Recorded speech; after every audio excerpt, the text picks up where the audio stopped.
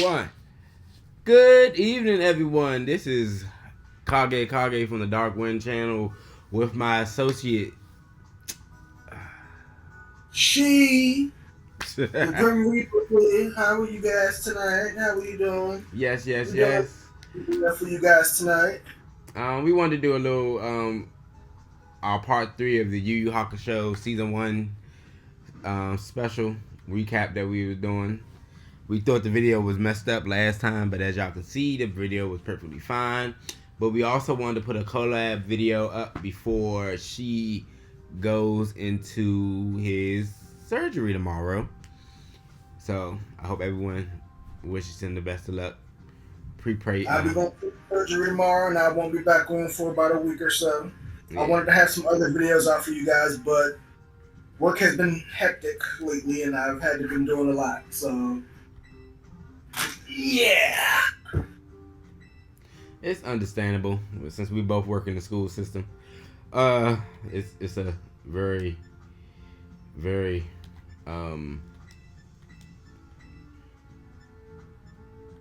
dreadful pain in the butt. However, so last off we started talking about the 4 sacred beasts, right? Yeah, we ended off where basically we said Yusuke had just got his new mission, his last mission, after defeating who was it? Rando. Rando. And it was the mission of the Four State Beasts, and it basically kicked off with Koenma telling Hiei, not Hiei, oh Lord have mercy, Telling Yusuke. Yusuke about his next mission against the Four State Beasts, and he said he was going to have some help.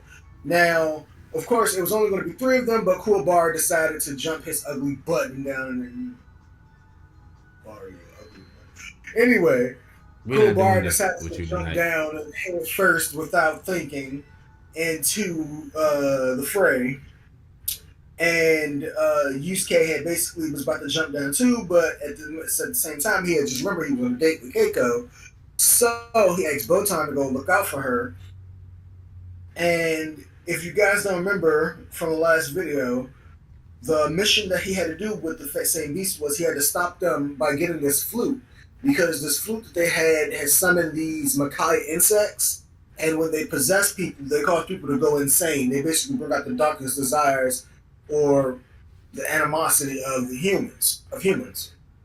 So you become murderers, thieves, rapists, the whole 9 yards. You know, you just go insane. And he had to go beat them in order to get the flute, otherwise it was going to cause mass chaos.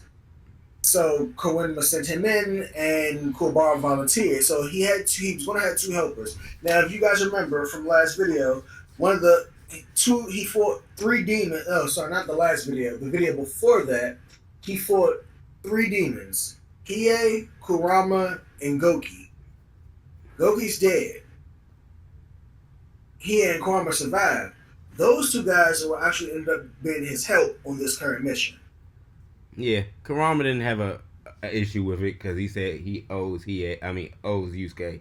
Hiei, on the other hand, he's a little bit what's the word you want to say? Still angry that he lost to Yusuke. So, the first start off is that they go into the Beast of the Maze Castle. So, typical layout for a say boss dungeons that you have all these type of mazes and stuff. One of them where they had to hit a button so they won't get crushed. They chose Hiei because he's the fastest, but it was this little bald-eyed demon, well, whatever the heck you want to call him. He was like one of them things you see in the games with a circle for an eye and wings and talking crap, telling Hiei that he should just let them get crushed. Not knowing anything about Hiei, Kuwabara thinks he's gonna do it. Yusuke, he's like, I may have fought him, but I don't know him that well. But I don't think he's that much of a dick to like just let us get killed like that. And you know, um, shit, I'm forgetting Kurama. my favorite character, Kurama. He knows Hiei, so he knows that he's not that type of person that's just, especially if he's helping out friends. But Hiei would never call them friends until a certain aspect of the story, well, anime. So yeah, um, so they finished that. The first sacred beast they go up against is called Gin Ginbu Gin. Yeah, Genbu. Yeah, okay, I was right. Okay, so Gimbu, the stone beast. He's the typical, you know, well, they all brawlers, but he's the dumb brawler of the group who kind of like tells you his weakness in as soon as he starts fighting. He didn't tell him the weakness per se.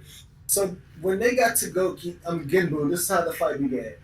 Kurama decided he was going to be the one to fight him, and Kurama's decided he's going to assess his opponent while he's fighting them to determine their weakness. So what happened was Genbu thinks he has the upper hand. He's throwing rock fists and stuff like that at Kurama. Kurama's dodging and stuff like that, and he's fainting like he's getting hit and stuff. And he decides to pull out his rose whip, and he basically slices Genbu up. And what ends up happening is Genbu, when they think that Kurama won, Kurama's like, nope, the fight's not over. Genbu actually, because he's made out of rock, he reassembles himself. And he's able to even move through walls and, separate his body in any shape or form he desires. He can even turn his body, turn his hand into a rock spike, a spike or a stalactite or stalagmite, whichever one you want to call it. Basically a spike. Mm-hmm. And he can step, but he's not that smart. Yeah. As my co-host clearly said. Yeah. Brother. He's not that smart. He's one of them typical enemies that gives away his weakness by showing what his abilities are. So Kurama's the smartest one in the group technically. He realizes that by him doing all this type of splitting his body apart, it has to be a main organism. I mean, a main organ that he uses to get himself back to, being whole. So Kurama's a shifty little devil. So he uses his rose whip. That's his power. His main source of attack. Main weapon. Yeah, main weapon, the rose whip. Don't knock it until you try. He made it look good. And grabs the little piece that that Genbu needs to get back. And the way that he assembled himself was so hilarious because if you see type of animes that you have that one piece, then they can't assemble themselves. So then Kurama hits it with the rip, destroys it, and he's dead. It's not really that much of a fight. Now, the next two episodes is about Baraka, if I'm correct. The white tiger, if I said his name right. I think that's how you pronounce it. It's Byakko. Oh, Byaku. Byaku. Okay, yeah. So he goes against Kurobar. And Kurobar should have died. Yeah, technically Kurobar should have died because he was as a tiger he was torn with his prey, and then he had all these different types of abilities that he had I think he had like the strongest body armor that he couldn't get hit.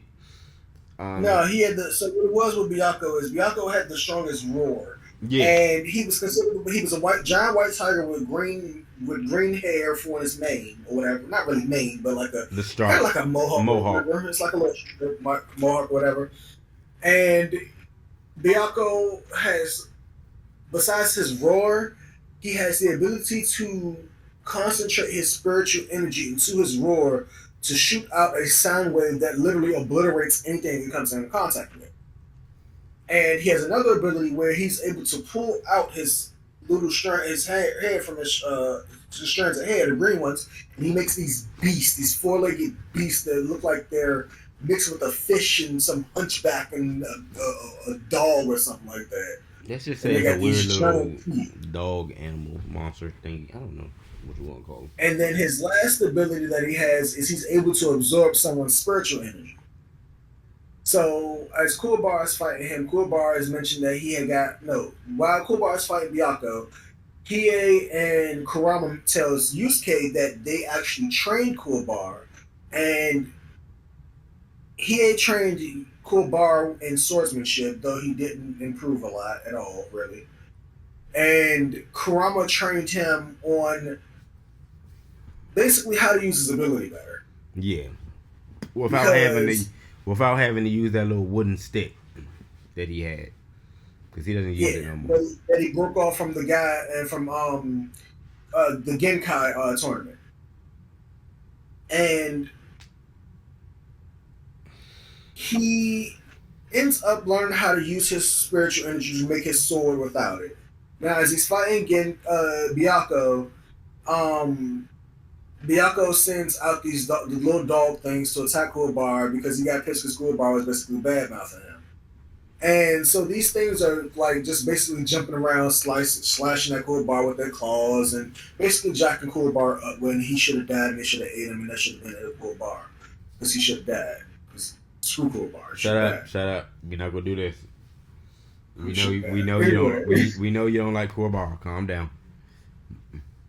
Anyway, so he decides he wants to come with an idea because Yusuke and his friends are standing on this one little, I guess, platform, and then you have this other platform that has this tower on it that has this little bit of an edge around it that is big enough for a person to walk on regularly or even run around without falling off.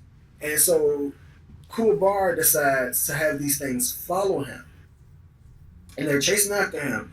And since the walkway he has to take is only big enough for at least one of these beasts to go down at a time, you have them all, basically all four of them, directly behind each other. So what he does is he takes his spirit sword thinking it's going to kill him, and he extends it, and that's what Kurama taught him how to do in order to basically, for maneuverability with his weapon.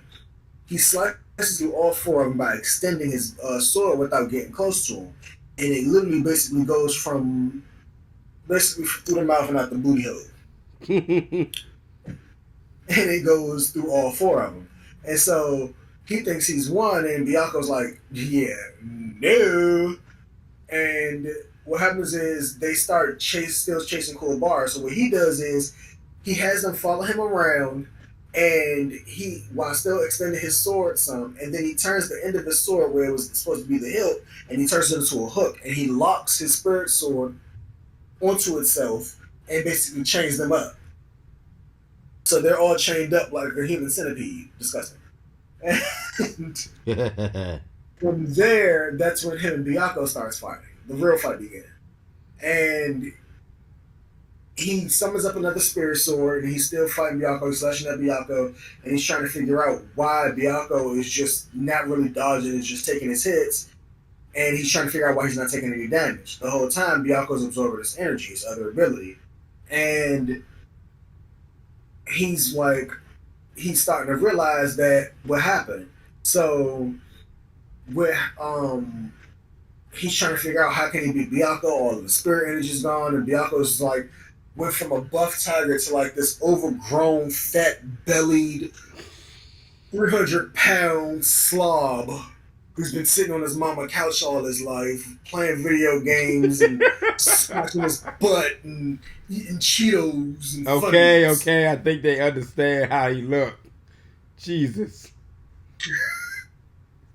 So, from there, Kuwabara's like, well, you know what? You already took my spirit energy. Why not have some more? Because he figured if Byakko said, because at the time Byakko said he was full, he couldn't eat another bite. So what he decided was that he was going to give Byakko just enough more of a spiritual energy to make Byakko kind of explode. And he doesn't really explode per se. It's more like It's more like Cool Bar's spiritual energy basically pierced his stomach without blowing it up, and he ends up falling in some lava. And Cool Bar ends up getting his spiritual energy back. Mm-hmm. And then that's not the end because he has to have round two with Miyako. So as they move on, they think Miyako's dead, and all of a sudden they hear his roar again, his famous white tiger roar, which shakes the whole castle and all that other jazz. And when he gets up there, when they find him again, he's in another room filled with more lava. I don't know what it was with him and lava, but he had a lot. He liked lava. And this time, instead of like being like a ring-sized platform or whatever like that, when I say ring-sized platform, I mean picture like a big wrestling ring. Instead of something like that, like you see in WWE, instead of this time it was these little platforms, each one by one, all individually standing up. And so Cool Bar decided, well, since he's not dead, I guess I'll take him again. Now, at this time, Cool Bar got his spirit energy back, so he's back to full power, and he has his energy back, so he's ready to go. So the whole time while they're fighting, Byako is sitting here, and he's shooting those concentrated tiger roars at Cool Bar. And then Cool Bar is like, how are you missing me? You suck. You can't hit him. It's just making fun of him. But then Byako calls him an idiot, which Cool Bar was because he was not paying attention. Byako was pretty much knocking out all the other platforms, so he had nowhere else to go. Yeah. And just when we thought that he was about to die, he pulls one out of his ass and he sits here and he somehow, I can't remember exactly how, but he somehow knocks Byako back into the lava. I think I remember that episode. I remember briefly. He doesn't attack. We think he dies, but he actually holds on to the platform, jumps on, and then does some type of sword combos on Byako. And yeah, like my cohort said, he falls back into the lava. So after that one, it's they go to the next room, which is the Shiryu of the Blue Dragon. Yeah. When I tell you, this was a sad excuse for a sacred beast. One, Byako somehow again did not die and shows up to his comrades thing, talking about let's defeat them together. We can do this together. Asking for help and everything else like that. He's like, you're a disgrace, and kills him right then and there. So as they trying to figure out who's gonna take care of him, Hiei does it. He's like, I'm gonna take care of it. I don't like ice demons, but he didn't go into details why he doesn't like ice demons. We don't find out about Hiei's past until like later on. Like way. Yeah, but he just says, I have a vendetta against every ice demon that's in the world, and it's my job to kill them. And the ice dude. Why he was starting to fight was because of Hiei's secret. Hiei has his own code of honor that he follows, and it pissed him off when he saw that even though that they weren't close, they were friends, they were still comrades, the same beast, and it pissed him off to see that the same beast killed his fellow comrade, whether they were friends or not. It pissed him off. So Hiei decided, he was going to take him on. Go ahead and take it. Yeah, so he goes ahead and tries to fight him, and it's one of them old-fashioned slice. And you see he had gone. You see him come back. He does the typical whoosh, whoosh, and his opponent is just and he dies. And yeah, that's it. Yeah, it was cool because he froze. He kept throwing these ice punches at Hiei, and Hiei would dodging them, and he got Hiei's leg and arm, and Hiei was like, "Sorry, those don't work on me," and just basically just like flexed his muscle a little bit, and like they broke off because he is a fire demon. Yeah, Like he's a fire demon. he's a fire demon. I want to tell y'all this, but then I don't want to tell y'all this because technically he is part ice. Don't tell him that. Don't tell him that. No. Okay. Just basically tell him he was called Amico. That's what they called him. His when he was born, the people he was born to called him an Amico, or Amico, which means child of fire. Yeah. So he kills him. So then the very last sacred beast is the leader. He was like a rainbow type of nigga. I don't know shit. He gave me peacock vibes. He's supposed to be a phoenix because each one of the same beasts are supposed to represent these 4 cardinal beasts. Oh yeah. That belong to us. I cannot remember exactly which. So please, I am not going to say. I am not about to get this wrong because I am not offending anybody on our channel. I do know it did come from certain mythologies. You had the turtle. I think what they were trying to do. You remember Digimon, right? Well, no, I know exactly where you were going with it. Yeah. Yeah. Okay. That's so exactly what it was. Yeah. That's exactly. But the way they did it, you couldn't tell which one was which, and it's funny because I don't mean to go off topic. And Diako. But because in Digimon they have the same 4. You have the Earth Turtle, which was Gimbu or Gimbei was supposed to be. You have the Phoenix, which was they showed it in Digimon. He was in season 3 of Tamers. The White Dragon, which is a Zudon. The white tiger. Yeah, the white tiger, and then the blue dragon. Blue dragon. So those are technically, like, if you know anything about that, they showed up in Digimon, as the 4 sovereign Digimon that watch over everything. Like they each have their own domain. And it's funny because in Digimon, they don't have no leader. They all just work. They all have their own domain and they work together. Depends on what it is. But in YuYu Hakusho, they had a leader, and who was the Phoenix. Not saying that shouldn't have been, but to be honest with you, everyone normally sees like the Azure Dragon as the leader of that group. Also because he's a part of another group of mythological deities in Japan, which is a part of the 4 great dragons. But you know how everyone feels like the Phoenix is more majestic and can live longer. I think that's why they did it. But that was the person that Yusuke had to fight.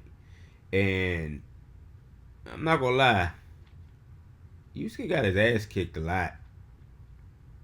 Yeah. He got his ass kicked a lot. You thought it was bad against him going against Rando and Hiei? No. This dude was 10 times stronger than all the other beasts, which makes no sense to me. Like, you're all supposed to be sacred beasts, but your leader is 10 times stronger than you, every one of them.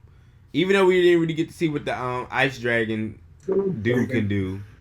We saw what 2 of them can do. But their leader, whatever the, go to my notes. Whatever I think his name was Shizuku. It says, I don't know, shoot. He was the leader. And how do you spell it?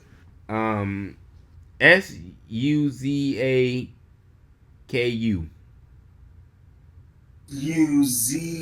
Uzkau. Yeah. Zaku. Yeah. He used the flute,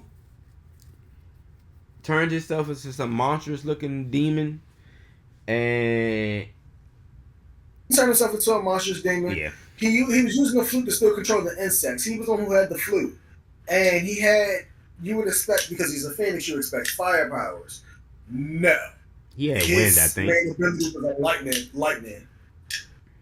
And he shocked Yusuke, beat the crap out of him. He was faster than Yusuke. Even split himself into like 7 or 8 clones of himself. Like he made clones of himself, and they all shocked Yusuke. Like Yusuke was pretty much getting his ass kicked home most of the time. Until the end, he pulled out strength out of nowhere and won and saved one of the most annoying female characters in anime history. If you don't, because leave, all she if you don't, about leave, him being but always sat there and put herself in danger, and then was getting mad about him putting himself more in danger. All she did was follow him into danger because she's stupid. leave Keiko alone, please. Stupid. Leave her alone. That was his love interest. That was back in the early '90s when they had that. They had that was the super anime girls who threw themselves in danger and got mad because the dude did it, but he had no choice. No. Well, yeah, that too. But that's also the thing they had with a lot of animes back then in the early '90s and stuff. That you had the main character who was a brawler, but they had that one. Their love interest was the girl who didn't want to see them fight, but was always in the wrong place at the wrong time. So Keiko ran into danger. She was stupid. Hello, danger. Literally. We will tell you how stupid she is when we get to later. How stupid she is when it gets later. Trust me, she's stupid. She runs into danger.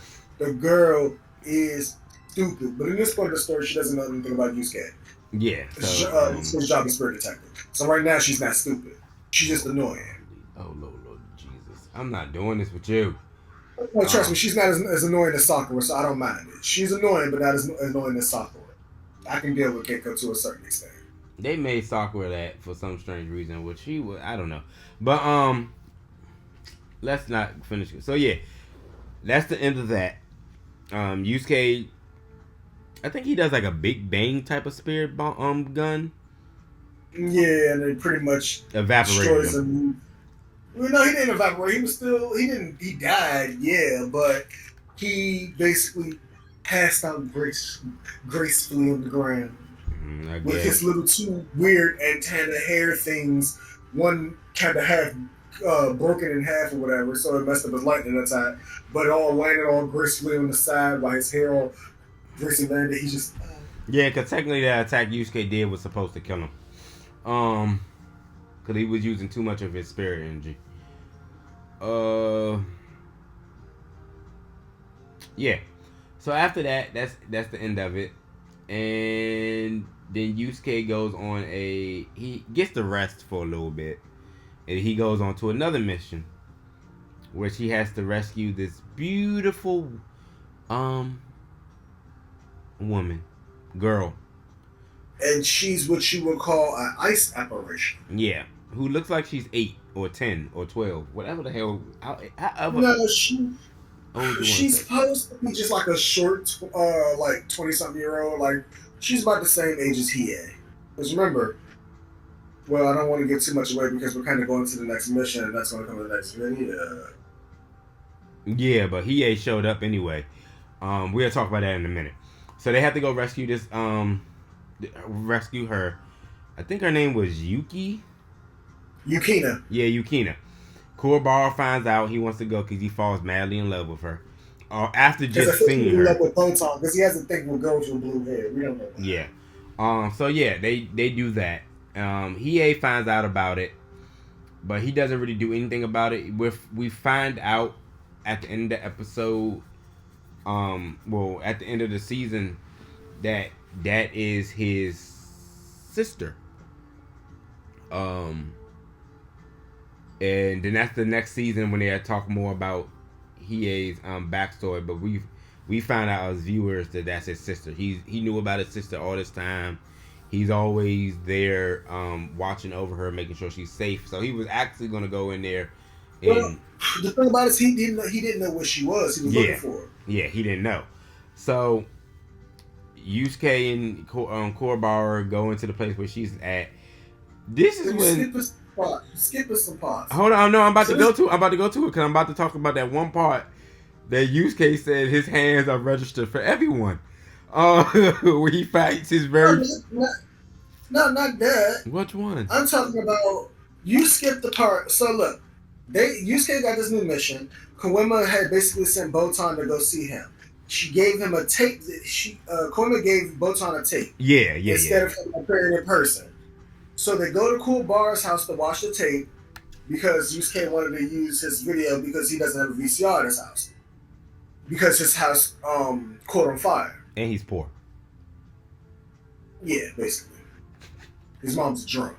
We don't know how they pay rent. We don't. She's always at home drinking. I don't know what she does for a job. We know. We just don't want to say. Could be a hooker. Anyway, so she goes to Yusuke. They go to Cool Bar house. They watch the tape, and Koenma's basically like, "Hey, Yusuke." Like he puts on this he puts on this big show. You got the ogres because in Japanese mythology, when you go to King Yama and everything else to go, he tallies up your deeds and decides where you're going to go. You see ogres. They have lots and lots of ogres of all different types of colors, but they all pretty much generically look the same. But yeah, and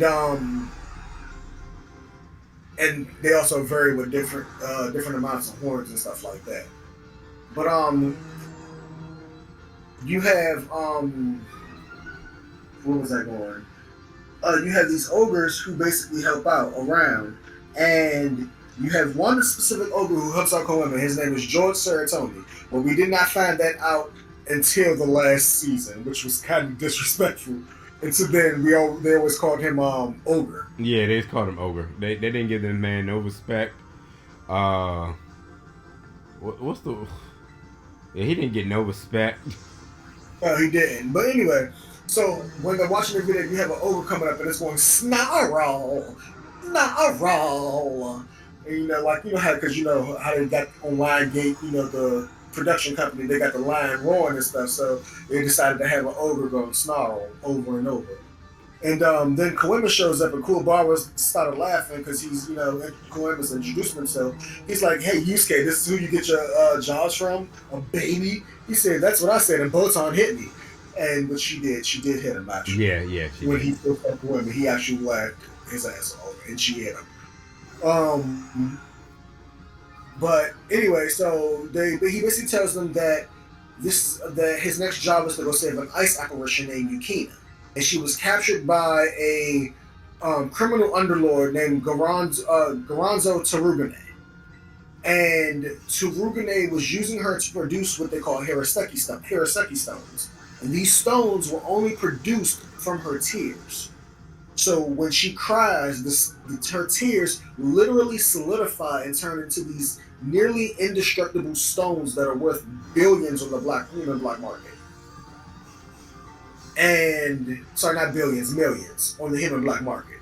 And she so he's captured her and he's basically tortured her to get the Hiroseki stones from her. And so Cool Bar, without watching the rest of the tape, was like, "Oh, we gotta go save her, His sister ends up walking in and she sees, and they're trying to explain to her that she didn't see anything. And she's like, "No, I saw everything because spirit awareness runs in the Cool Bar family." And if you're wondering why we say Cool Bar, because his last name is Cool Bar. His first name is Kazuma. Cool Bar's first name is Kazuma. But they just call him Cool Bar. So he gets money from his sister, he decides to go try to rescue Yukina.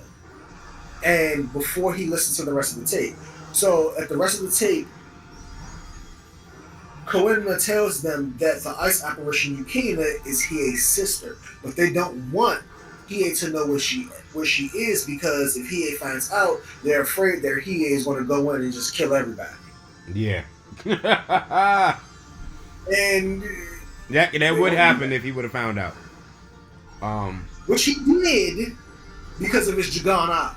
Yeah. Because he was watching the video from a tree outside of Cool Bar's apartment with his Jagan eye across the street, inside the tree, being covered up by leaves. That's how powerful his Jagan eye is. Fuck the shotgun gun. The Jagan eye is what you want.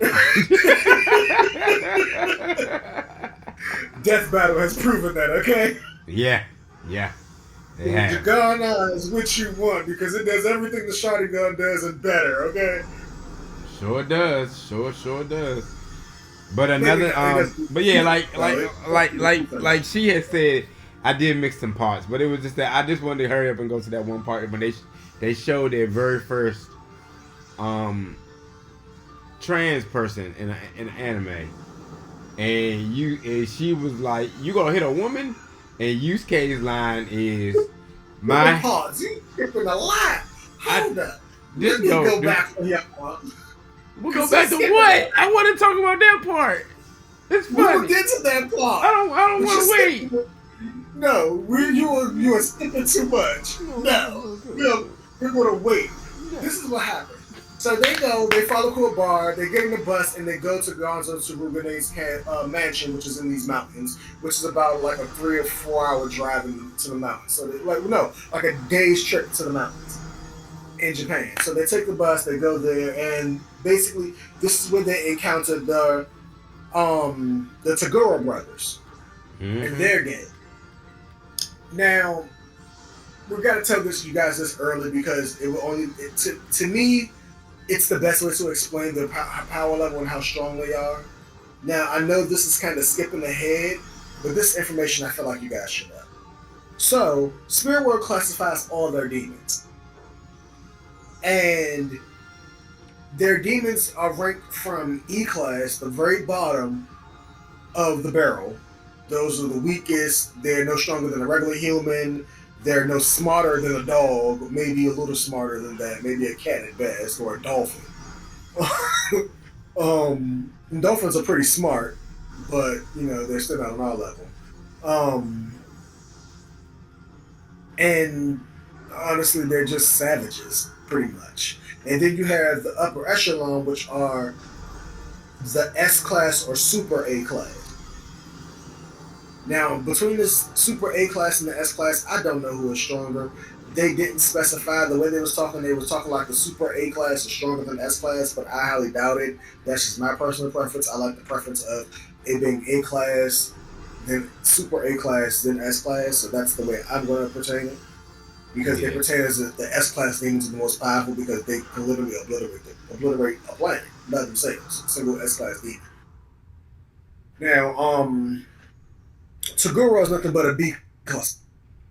And that is S class, that's 3 levels down. And even then, he's at the bottom of the barrel of the most powerful of the B class. He's not even the most powerful of the B class. He's at the bottom of the barrel of the upper echelon, basically. So if you would put the B class, if you put each class from E to S in 3 tiers in each class, you have the weakest of the E class, the middle class of the E class, and then the strongest of the E class. If you would do that for B class, Tagoro's at the very bottom of B class. Mm-hmm. He's not mid tier, he's not high tier. He's at the very bottom of B class. And so is his brother. Anyway, back to this. I wouldn't even call a brother a B class because his abilities to me was stupid. But he was a B class because he was hard to deal with. He was hard to kill. He I wouldn't say he had the spiritual energy to back it up too much. Well, yes and no, but he was just a conniving little fuck. That was it. And he was a smart person, but I'm not gonna lie, but he was my favorite Tagoro brother. And he was jealous. He was jelly. He was my favorite Tagoro brother. I'm not gonna lie to you. I loved him. Anyway, so when they get there, they are fighting against all these other demons, and then they end up fighting against what we call the demon triad. And this is what Terrence was talking about. This is what my man KageKage was talking about. Because you have Goki, who's this big red buff looking gorilla Bigfoot looking thing guy. I'm mad you just saying it all like that though. You have this green short ninja goblin guy, but you can't see his face, but it looks like he might be a goblin. And then you have Miyuki. Well, yeah, he did talk like a goblin too, so. Yeah, he did. And then you have Miyuki. She's trans. She was a male going through the transition of becoming a female, but did not finish her surgery. That was funny. Anyway, what was funny about the situation was she believed when they fought the little ninja guy and they beat him. It was not really all that important. Basically, he turned invisible and that was his best ability. He moved fast. He thought he was going to take him out. That didn't happen. By slicing him up, they end up leading him down this hallway. Yusuke ends up using this shotgun. The shotgun, which shoots out a giant wave of Spirit engine. spirit energy bullets, and pretty much took him out in one hit. That was the end of him. Not special. So then you get to Miyuki. Now, like you said, she believed that everyone saw her as inferior and everything else like that. She was trying to prove her worth. And so when they were fighting, Yusuke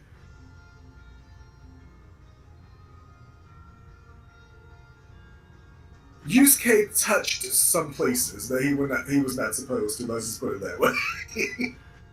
And found out that Miyuki forget that. Well, never mind. We got. I was about to say it, but we got kids that watch this, so I can't say the words. Yeah, that's why. Yeah, like he said, he touched some places that he shouldn't touched, and he didn't care. He was like, my hands are registered E for everyone, and yeah. Yeah, because Miyuki was like, "What? You're not gonna fight me because I'm a girl? Take me seriously." And Yusuke basically beat the crap out of her. But before she passed out, he was like, "No, it's not about whether you're a male or female. It's about me kicking your ass and me saving that girl. That's it." And Kuwabara was upset because at first he thought Miyuki was, a woman, and he was like basically mad at Yusuke for hitting her. But Yusuke was like, "So what? She's a fighter. I'm a fighter. I'm fight." Like, we're both martial artists. That's stupid. Why would I'm just gonna sit here and let her beat the crap out of me, and my job is to save this girl? No, I'm gonna beat the crap out of her. My hands are registered for everybody. It doesn't matter whether you old, young, whatever. You throw them hands up, we fight, and that's it. It's on sight. That's how Yusuke is. Yeah, we all should have known that because he calls Genkai old B and tries to hit her multiple times, even though she's like thousands or hundreds of years older than him. But we're not gonna get into that. She's only like in her 60s or 70s. She's not that old. Oh shit! The way they had her looking, she looked like she was like in her hundreds. Look, that's because she smokes cigarettes. Okay, look, we know that. Hey, anyway, so Yusuke, he did defeat all the little, whatever the heck you want to call them, minions that were just fodder, to be honest. And so they get to Yuki and they finally meet Toguro. Well, they didn't get to Yukina. What happens is Yukina's locked up. Oh yeah, Yukina's locked up. Tsurugane sends his butler to go get her because he's been making bets. Now, this is the part I forgot to mention. The whole time while Yusuke is fighting these demons on Tsurugane's property, he is making bets with a group called the Black Club. Now, they are the head of the black market across the entire planet. Mm-hmm. But they all live in Japan, though. Not all of them. No, not all of them. I stand corrected. Some of them did not live in Japan. Most of them lived in Japan, though. I don't know if they were originated, if they were born there, but I do know that most of them lived in Japan. Anyway, these people pretty much bet on everything. I mean, everything. So they were betting basically whether or Yusuke, Kuwabara, and Botan were going to live. Now, remind you, they're only middle schoolers. Yusuke and Kuwabara are not in high school. They are not in college. They are middle schoolers. They are 14 years old, respectively. But they will beat your ass. Anyway. So what happens is, the Black Club is making bets on whether they're going to live or not. And the whole time while they're making these bets, Hiei is also sneaking into the facility. Now, like I said, Hiei was watching outside of Kuwabara's apartment and saw that where his sister Yukina was, and he was on his way. He was planning to kill everybody. He was planning to murder everybody in that jump. Yeah, but he didn't really have to do much because Yusuke Kuwabara basically took care of everybody along the way. Yeah. They took out Goki and everything else. We're not going to talk about the fight with Goki. Just know they beat the crap out of him. He was not important. Yeah. Yeah. So what happens is Tarugane has his butler to go get Yukina and bring Yukina and the Harry Seki stones to him, but not to let everybody in the Black Club know that she was the ice apparition who made them. So, sorry, there's a fly in my house. Anyway, so he has her set to the side and everything else like that. She's sitting there looking pretty with the button, and looking sad. And the Black Club and everybody are betting. And now there's this one guy in the Black Club. His name was what's his name? I can't think of his name either, but give him a description. He's a tall, skinny joint. He's a tall, skinny guy that you normally see in some animes or TV shows. That looks suave, got a suave, a scar on his face, wearing a suit. He's a rich guy. Yeah. Sakio. His name was Sakio. Sorry. So yeah, he's the one that bets to say that they're not gonna die. Everyone's laughing at him, calling him stupid, and that's why no one takes him seriously. But this is the amount of money that he decided that he wanted to bet. He bet 33,600,000,000 on the intruders to win. Basically, Yusuke and his team to win. Now, everybody was like shocked because it was like, holy crap, that's more than Japan's gross national income. And then one of the other Black Club members said, that's more than any nation's national income. And so, but they was like, but then one of the guys said, but Tsurugane could pay it if he throws in the girl in the Haraseki stones and sells off all his properties and everything and gives it over to Sakio. He can pay it, even if he has to pull the crowns out of his teeth. He can pay it, and he could, because those Haraseki stones. He had a bag about how can I put this?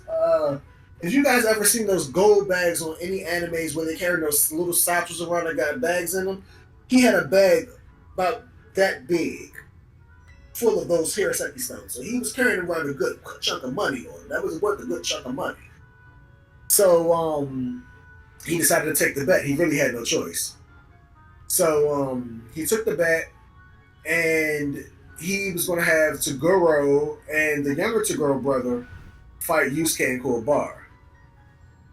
So they do end up fighting them, and the younger Toguro brother has the ability to shapeshift his body in any way he sees fit. He can even move his organs around, which is kind of weird. So like he can literally have his brain where his stomach should be. Yeah, or he can have his brain. He does that. He does his that. Heart in his butt. He does that in the next season, and it's not until later on. And the way that he does it is real disturbing. Because he literally, I don't know if y'all can see it, but my eyes twitching.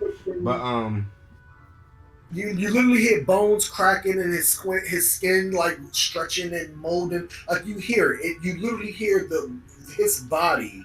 Like you're not hearing like a weird glow from like how anime does when they're transforming. No, you hear something like that, and it's kind of disturbing. But he turns into a sword and he turns into a shield. So for the younger Toguro brother, who's actually stronger than the older Toguro brother, because he has the ability to the older Toguro brother just has the ability to shape-shift and stuff like that. No, that's the older Toguro brother. Yeah. I mean the older Toguro brother. The younger Toguro brother has the ability to basically just increase his muscle mass. Yeah. Increase and manipulate his muscle mass. That is literally all he has. He has no other abilities. Well, he can manipulate his spiritual energy, but that's what he did before. To certain people who would think that's a weak ability, if not, if you actually utilize it properly. Yeah, if you actually learn like study martial arts and stuff, that's one of the aspects that they teach you, especially in certain ones that you don't really fight, but you put your muscle mass against your opponent. So stuff like judo and other stuff, they teach you about that, and that's one of the fundamentals of martial arts. Not increasing your strength technically, it's increasing your muscle mass, because the more muscle mass you have, the more powerful you'll become.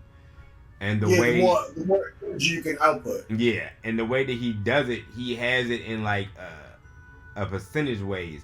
So he does increase his muscle mass against them, but it's not a lot. I think he only did like 10 or 20%.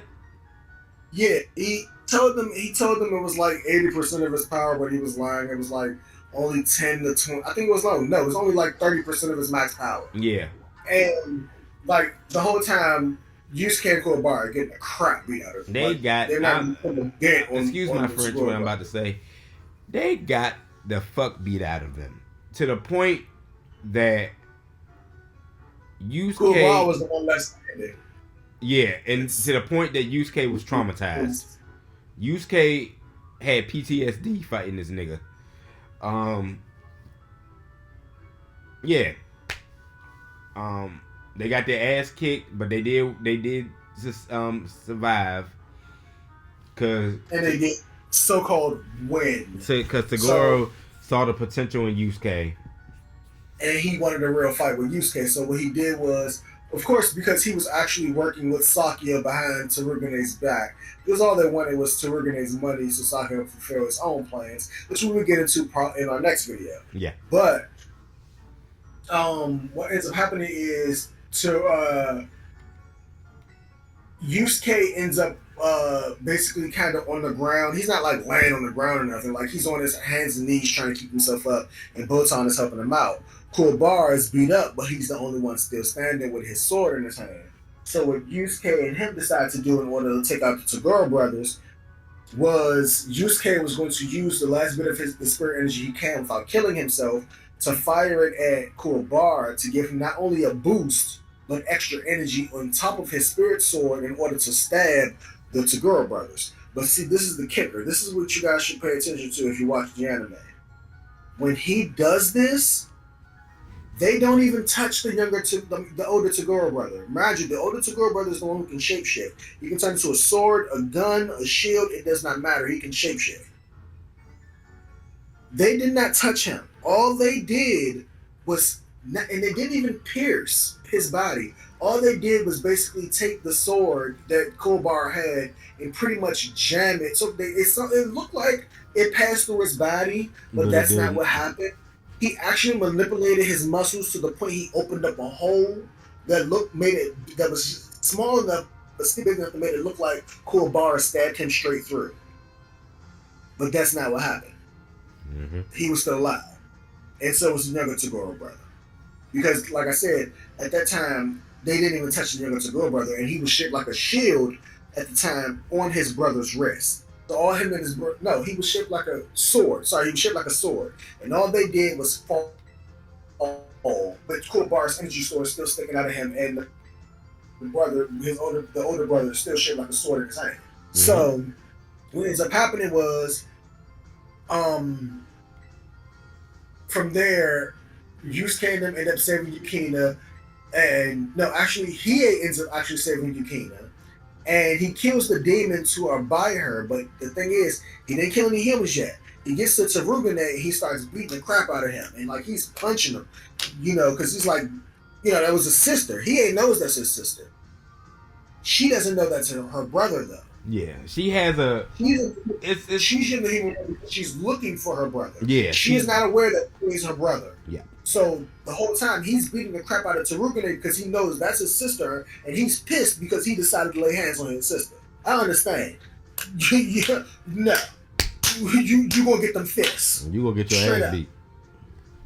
And so, but Yukina ends up stopping here and talking about stop. Like, wasn't there enough blood shed today? Like, can you just stop? So Hiei stops because that's his sister. He does it for her. And so they all leave, and it's a happy ending for them for right now. But what ends up happening is, like we said, Tagoro is working for Sakio. So Tagoro gets up, and at the time, because Tsurugane lost the whole bet and everything, he has to pay Sakio. He's sitting there going insane, talking about, I'm a street bum, I'm living in the box. Like, he's pretty much just laughing his ass off, going insane.